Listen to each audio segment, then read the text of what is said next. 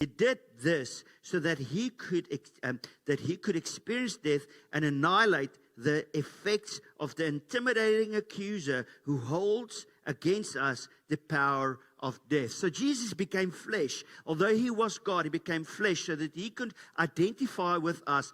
And then he came to annihilate the power of the evil one, death. Paul writes, he says, death, where's your sting?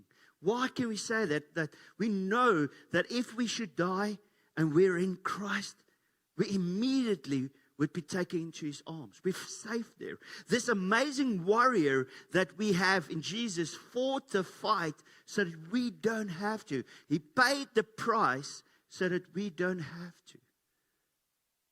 So that we can get something we don't deserve. And that's God's grace.